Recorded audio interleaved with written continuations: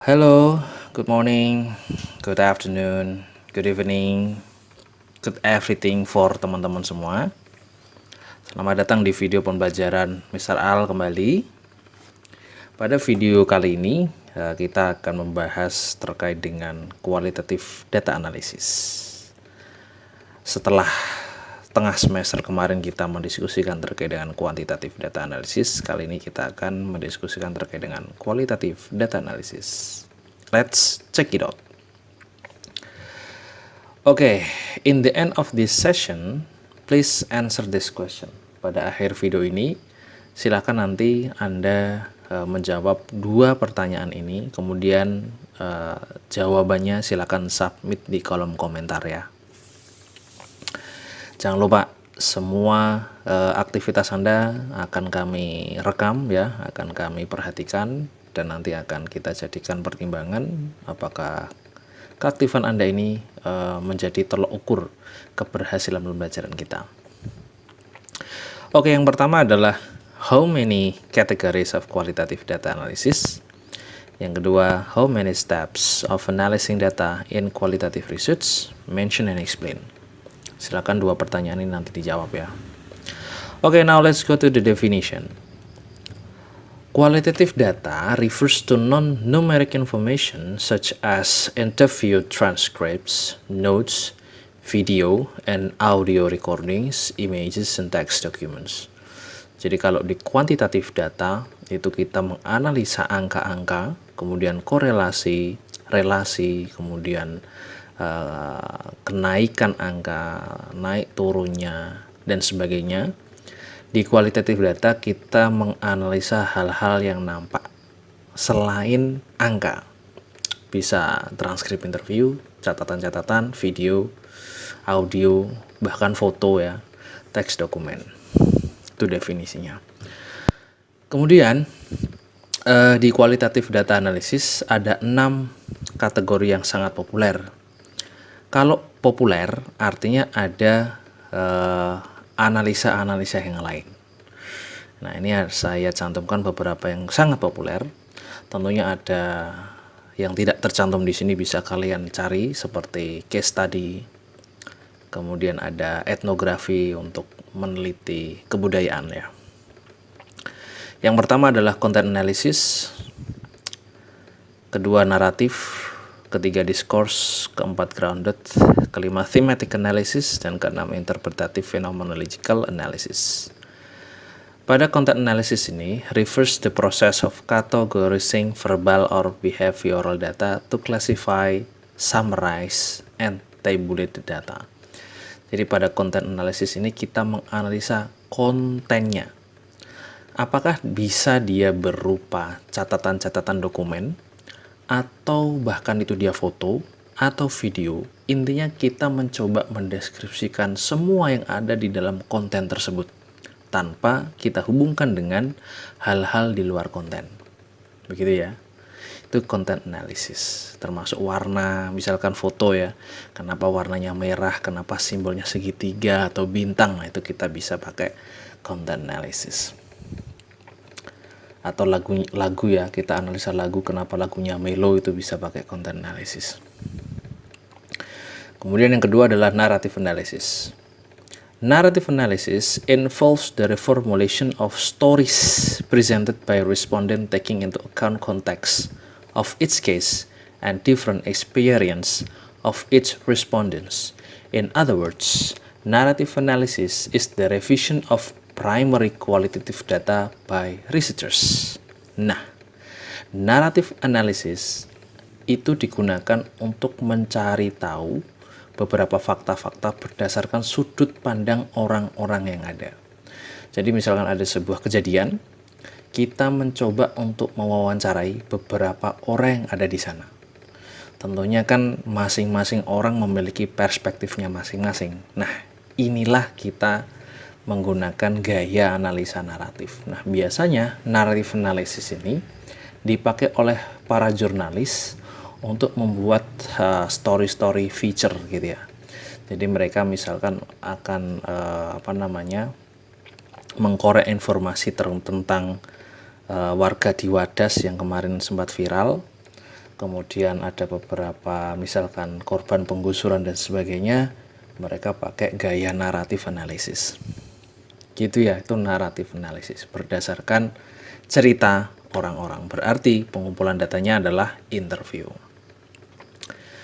Kemudian ketiga adalah discourse analysis. Nah, discourse analysis ini sedikit mirip dengan content analysis. Tetapi discourse analysis ini adalah analisa wacana. Jadi sebuah metode, a method of analysis of naturally occurring talks and all types of written text. Jadi discourse analysis ini kita gunakan untuk menganalisa naturally occurring talk. Naturally occurring talk itu adalah percakapan natural dan all types of written text. Discourse analysis ini biasanya kita gunakan untuk menganalisa berita-berita yang ada di surat kabar. Nah, yang paling viral sekarang ini kan barusan ada dosen UI ya, Ade Armando dihajar. Nah, ini kan bisa kita analisa berdasarkan media dari CNN, Trans TV, Kompas, Jawa Pos, Republika, bagaimana mereka memberitakan kasus ini.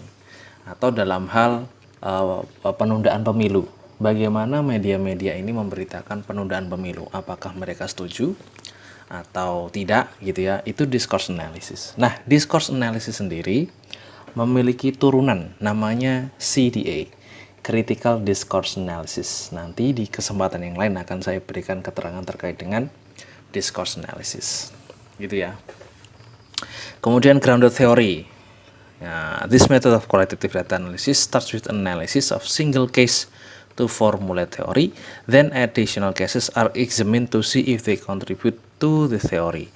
Jadi grounded theory ini adalah saling menguji teori ya. Jadi kalau Anda pernah di pesantren itu ada yang namanya adu dalil. Misalkan ada sebuah kasus ya, misalkan ada kasus yang membutuhkan hukum ya, maka beberapa dalil dipakai. Contohnya apa ya, misalkan nah ini, apakah kita boleh menjamak sholat di kala sakit? Nah, itu kan sebuah pertanyaan. Tidak perlu riset ke lapangan, tetapi kita mencoba untuk membandingkan beberapa dalil teorinya menurut Imam Hanafi seperti apa, Syafi'i seperti apa, kemudian Maliki seperti apa, sehingga dihasilkan kesimpulan dari beberapa teori yang ada. Begitupun juga pada ilmu pengetahuan umum, misalkan teori tentang speaking, menurut Brown seperti apa, menurut Levinson seperti apa, nah kita kemudian simpulkan. Grounded theory kita hanya menganalisa teori-teori yang ada.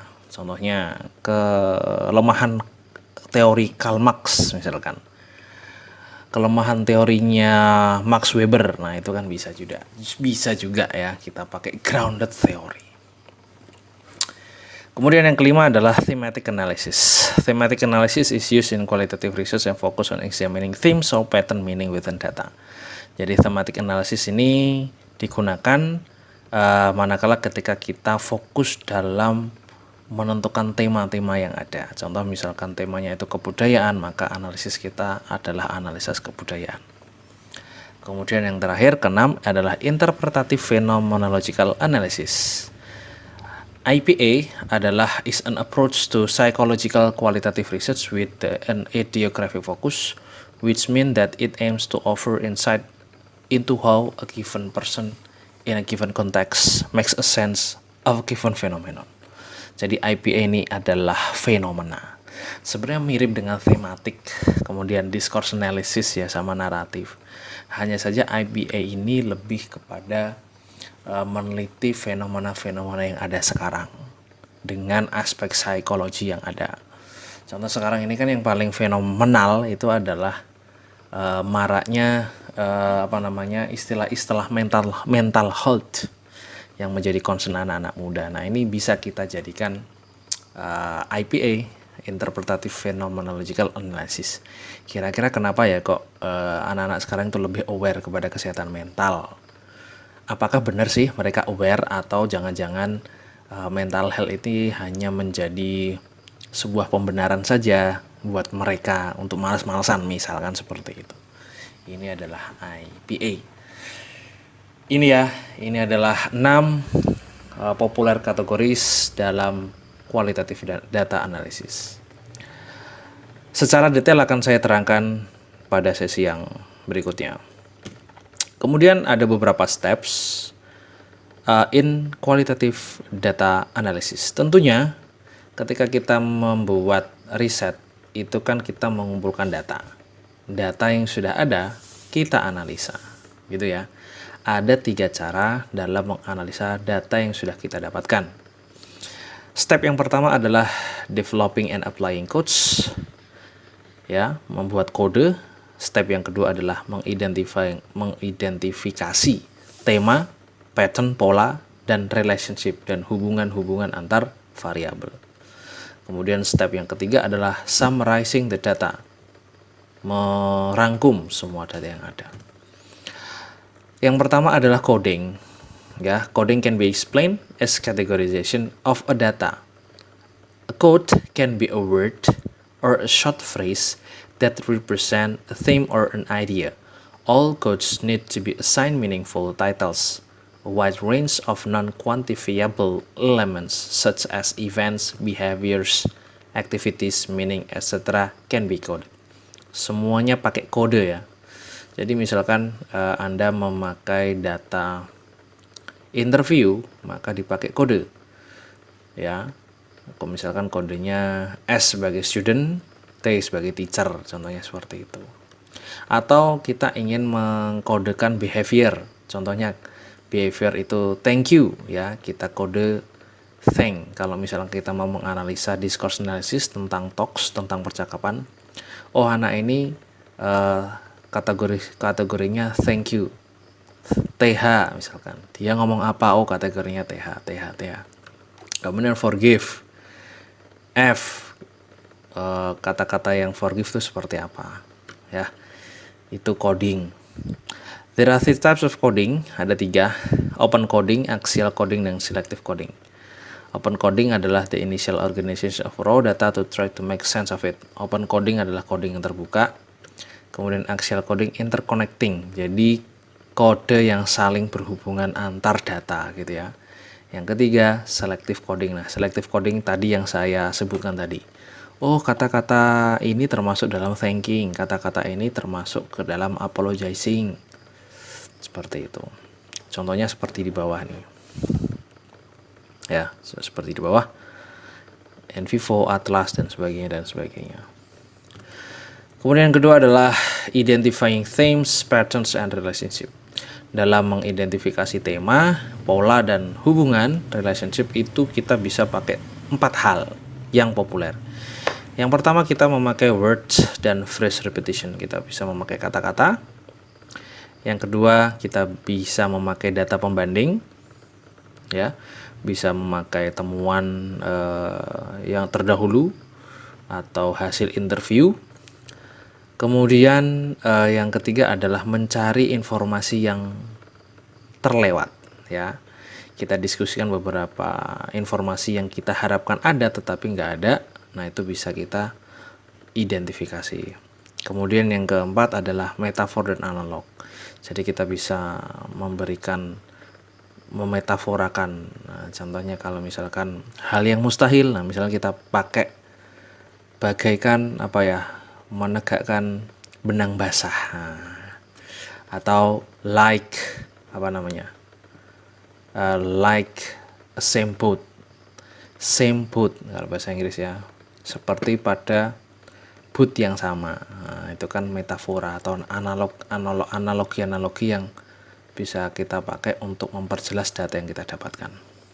Setelah kita lakukan kedua step tersebut, barulah kita merangkum data dan menganalisa, mendiskusikannya. Oke, jadi next material pada sesi yang selanjutnya kita akan membahas tentang content analysis, narrative, discourse, grounded theory, thematic, dan interpretative phenomenological analysis. Video kali ini cukup sekian dan jangan lupa untuk mengerjakan pertanyaan yang sudah ada di awal video. Saya kira cukup demikian. Terima kasih. Wassalamualaikum warahmatullahi wabarakatuh.